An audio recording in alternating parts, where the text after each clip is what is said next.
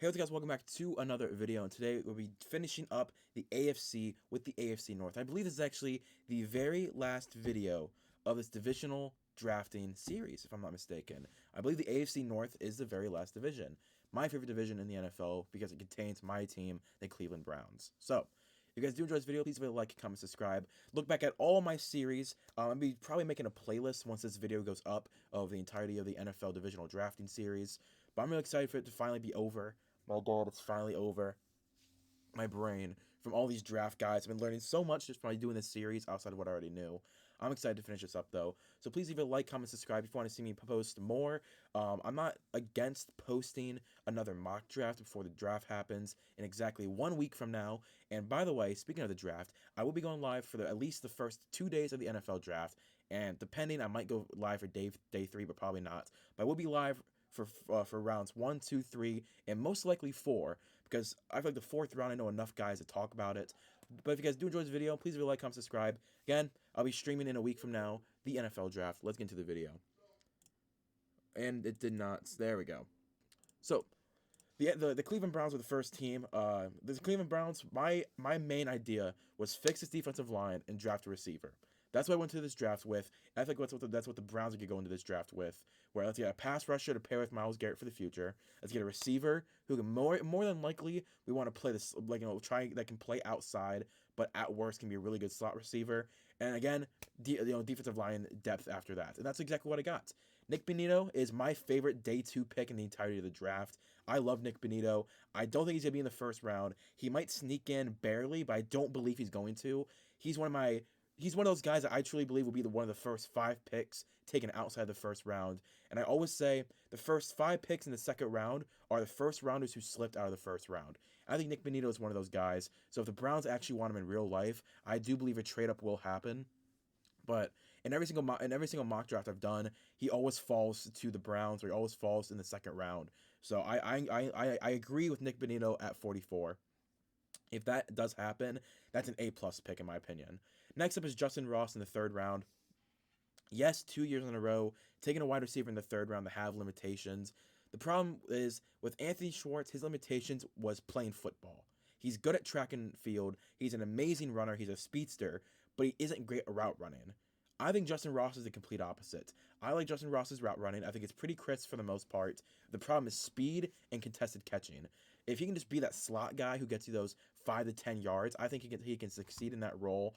And with a Deshaun Watson who can, buy time if a play breaks down, I think Justin Ross can fill that position really well, where he's the first guy when the play breaks down who can run those very close routes and let Deshaun Watson do what he does best in handing the ball out to open receivers. Next up is D'Angelo Malone. D'Angelo Malone is not a guy that I don't normally draft, but I've been watching his tape recently from Western Kentucky, and I was looking at his stats. He has an amazing stat record this past year. He had like a 14.8% pass rush rate and like a 10.9 run blocking percentage, like his win against the offensive lineman against the run. He is very solid across the board, and at worst can take over that Takk McKinley role where he's the 3rd guy on that defensive line in for rotations. The next up is Matthew Butler. Same thing. He's really good at run stuffing, and he's a big body. I believe he's like 6'8". If I'm not mistaken, I believe Matthew Butler is 6'8". So while he may not be a bona fide starter, if he can just come in there for kickoffs and try and tip the ball, and if he can come in for certain packages where, like, let's say you're going against a Kyler Murray, right? Let's just say Kyler Murray, but a non as mobile Kyler Murray. So let's say it's a short quarterback. If you line up Matthew Butler in front of any kind of quarterback who's not 6'6" and above, I think Matthew Butler will be able to get a lot of tip balls, and that can create turnovers for your defense. So I think grabbing him just for his size on field goals and on certain downs against certain quarterbacks, I like that role for him. But give me an A-. I completely agree. I love this draft for the Browns, and if this actually happened in real life, I'd be very happy. Next up is the Ravens. So with the Ravens, I did a lot. Okay, I did a lot for the Ravens. So obviously with the Ravens, I thought, hey, this is a year where you wanted David Ojabo at 14. That's what you wanted, right? Everyone was saying David Ojabo is going to go to Baltimore at 14. David Ojabo tears his Achilles. Now what? Are you going to go a linebacker? Are you going to go a corner? Are you going to go a safety in the first round? No. I had them trading back with the Chargers. So the Saints traded with the Eagles recently to move up above the Chargers, right? I think on draft day, the Chargers are going to try and leapfrog the Saints leapfrog. They're going to try and keep jumping each other. And I think the Ravens are a perfect team to trade back. They trade away a first-round pick this year and a fourth-round pick this year for a first-round pick and 2/3. I think that'd be an amazing draft for the Ravens, like a draft trade, because it helps out the Chargers, who, yes, are in your conference, but it screws over the Saints. You get more draft capital, and you still get David Ojabo at 17. I think you still got to take David Ojabo, even if he's hurt, let him come back healthy, and I think him and Odafe Owe would be amazing for the future. In the second round, I got Jalen Petrie. I think Jalen Petrie in this system would be amazing. He can play their slot corner. He can be their safety. You sign Marcus Williams and you have Chuck Clark. But if Jalen Petrie can come in on a nickel package and be that third safety or be your starting slot corner, because you lost a lot of corners in free agency. Like, you lost Tony Jefferson to age. You lost Anthony Averett to, I believe, the Raiders. You lost another guy. I forgot where he went. But you lost 3 corners this offseason. Jalen Petrie can come in and start for you at slot corner. Then next up is Dylan Parham. You guys know how much I love Dylan Parham. He's in every single video I post. I love Dylan Parham. He is probably going to be my favorite guard out of this draft when it's all said and done. As much as I love Kenyon Green, as much as I love Zion Johnson, I think Dylan Parham is different. The Ravens run a very nice gap zone running, and with a mobile quarterback in Lamar Jackson, Dylan Parham's strengths are going to be personified. And you have Kevin Zeitler for, I believe, 1 or 2 more years, but Dylan Parham could be the future at the guard position. Then I grabbed Channing Tindall. This is the first time I've drafted a Georgia linebacker not named Nakobe Dean in a mock draft. I think Channing Tindall will be a great scheme fit for the Ravens. He is an amazing fast side-to-side linebacker, sideline-to-sideline linebacker. He is quick. Like, he can get from one side to the other side within a second, it feels like. And I think that's what the Ravens are missing. They were hoping Patrick Queen would become that. He hasn't really become that. They have Malik Jefferson as well. Isn't that kind of guy. I think Channing Tindall can come in, play a key role to that defense and that linebacker core that they're really missing right now. Then Brian Cook is just a depth piece, in my opinion. They only have 3 safeties on the roster. So if they can draft Jalen Petrie and get Brian Cook in the 3rd round, I think that'd be a really good overhaul of the depth at safety. And again, he can be a really good special teamer. Then I grabbed Jeremy Ruckert in the 4th. He is a blocking tight end through and through. And what do the Ravens like? A blocking tight end. You have Mark Andrews, who's an above-average blocker. Then you have Nick Boyle, who's one of the best blocking tight ends in the league. If you can add Jeremy Ruckert for the next 4 years, sign me up if I'm the Ravens GM. I think that would be amazing for this offense if they can have one of the best blocking tight ends in this draft in the 4th round. Then, I'm getting a lot of hate for this. Bailey Zapp. I grabbed Bailey Zapp in the 4th round because I do believe that Tyler Huntley is not going to be on this roster for long. Whether it's a trade, whether it's free agency, and they don't want to tender him. I think Tyler Huntley, if he plays like 3 or 4 more games this year, let's just say like he fills in randomly in different games, if they're blowout games, he fills in. I think Tyler Huntley has a chance to start somewhere.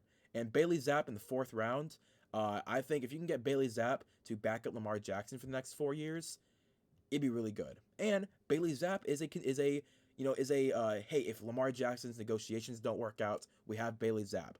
If Lamar Jackson's injuries keep happening, we have Bailey Zapp on roster for the next 4 years.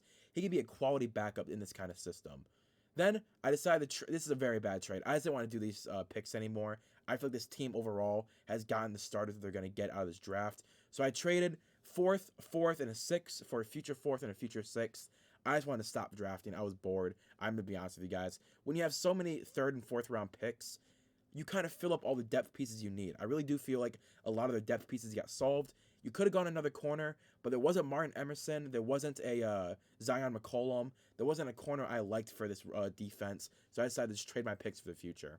But yeah, it gave me a B+. I'm okay with that. The Jalen Petrie pick, I love. I love the Jalen Petrie pick. I love the Channing Tindall pick. I like Jeremy Ruckert and the David Ojabo picks as well. But I love that Channing Tindall pick for the Ravens. Give me a B+. I'm okay with that. Next up is the Steelers. So the Steelers, I decided to trade up from the 15th pick from the 20th pick to the 15th pick, and you slide from a future 2nd into a this year 3rd. So you don't have a 1st or a 2nd. No, you don't have a 2nd round pick next year, but you do still have your 1st for next year. So the Steelers, they trade up from 20 to 15. They grab Kenny Pickett. In this draft, I was waiting for where Malik Willis would fall, and I decided to trade immediately after Malik Willis went. So Malik Willis actually went at 14, and I was really surprised. I'm like, really? They grabbed Malik Willis? Okay. No, I'm sorry, it was 13 with the Texans. The Malik Willis went to the Texans at 13. Ravens were at 14, so I felt comfortable not having to trade up with the Ravens. But I then made a trade with the Eagles. I said, give me Kenny Pickett. I know Malik Willis is like being loved by Mike Tomlin right now. Like Mike Tomlin loves Malik Willis right now. But if they can't get Malik Willis, I think Kenny Pickett is a very good second option for them. Keep the hometown kid in home. In the second round, I grabbed Logan Hall. I was looking at the Steelers' depth chart, actually. I kept it up. Tyson Alualu is their starting nose tackle. That can't happen. I think Logan Hall can come in and immediately beat up Tyson Alualu for that starting position at nose tackle. Then in the third, I grabbed Kirby Joseph. Same thing. Miles Killebrew cannot be starting for this team. I think Kirby Joseph is just better enough than Miles Killebrew enough to start immediately, and to get a start in the third round is great. And speaking of starter in the third round, I also got David Bell. And I like David Bell can become your slot receiver that Juju was and be even better. And I grabbed him because outside of Deontay Johnson and Chase Claypool, you have Anthony Miller, Cody White, Steven Sims, Gunnar Olszewski. That's your receiver core.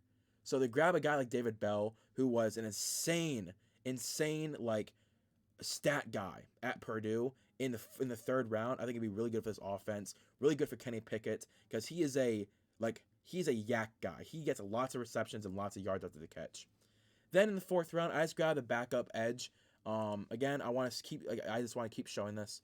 Their edge, they don't really have a great backup. They have Stephon Tuitt, they have Cam Hayward, amazing starters. But Isaiah Loudermilk and Chris Wormley aren't the best backups. So they grab Ioma Uwazurike, who had a pretty good pass rush win rate. I think it was like a 13.4, 13.5.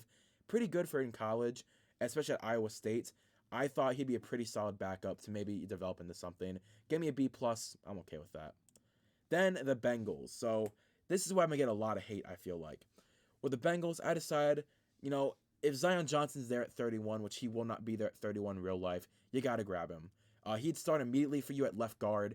You do have Quentin Spain at left guard right now. He's him and Jonah Williams are the only starters from the Super Bowl run team that are still there on the offensive line. I think Zion Johnson is immediately better than Quentin Spain, and immediately is a franchise linchpin in the offensive line for the next 10 years. But yeah, Zion Johnson, if he's there at 31, I think the Bengals will trade up if he's available at 25 or 26. They'll trade up above the Buccaneers to grab him. Then in the second round, I grabbed Martin Emerson. He's my Eli Apple replacement, and he's my Trey Waynes replacement. I think he can be a corner 2 for you. He was really good at Mississippi State. He used to be a fringe first rounder at the very end of the first round. Him and Kyrie Elam were like that 5th, 6th corner that you could interchange them. But he's really fallen to where now he's barely a second round pick. And I drafted him 13 picks early, so he's a third round pick now. But I like Martin Emerson. I think he showed enough at Mississippi State to warrant being a early day 2 pick, so I'm okay with that. In the third round, I grabbed Luke Fortner. I am growing at Luke Fortner a lot. His versatility, his history at all 3 interior offensive line positions is immensely important. And you only have Ted Karras for 1 year. I believe it's a 1-year, $8 million deal. You only have him for 1 year. Grabbing Luke Fortner in the third, who could potentially start for you next season and beyond, I think it's very important to think of the future for this team, because eventually you're going to have to pay Joe Burrow. You're going to have to pay Jamar Chase. So to grab these 3rd, 4th, 5th round guys on the offensive line that you develop who can become serviceable starters who aren't too expensive is exactly what you need. And Noah Ellis, same thing for D tackle. I'm worried that if they don't get Larry Ogunjobi, their D tackle room is very thin. And I think Noah Ellis, his big body can really fill that. He's like 6'5", 290, 315, something like that. Big body, decent enough to be in a rotation on a defensive line. But yeah, give me a B-. I'm okay with that. If you guys did enjoy this video, please leave a like, comment, subscribe. If you enjoyed this series, please give me a like, comment, subscribe. I am very happy that this series is finally over. My brain wants to blow up. But again, it's teaching me a lot about these prospects I wouldn't have known. Like Luke Fortner has become one of my pet picks. Where is he? Dylan Parham, same thing. I've really grown in Dylan Parham because of like the series. And I also, Nick Benito, same thing. I knew about Nick Benito, but now he's one of my favorite guys in this draft. But really, Dylan Parham, what's his name? There's a couple guys that I can't think of off the top of my head right now. But there are second, third round pick guys that I'm now rooting for to be picked, which is not normal for me. I usually pick that one guy in the first round, study them, like them. But I've been doing that a lot more for these, day 2 guys. So I'm really excited to see where they get drafted in real life. And you guys can watch my reaction live during the NFL draft, April 28th and the 29th next week. Thank you guys for watching. Hope you enjoy. Again, I'll be streaming. Come watch me. See you guys later. Peace and bye.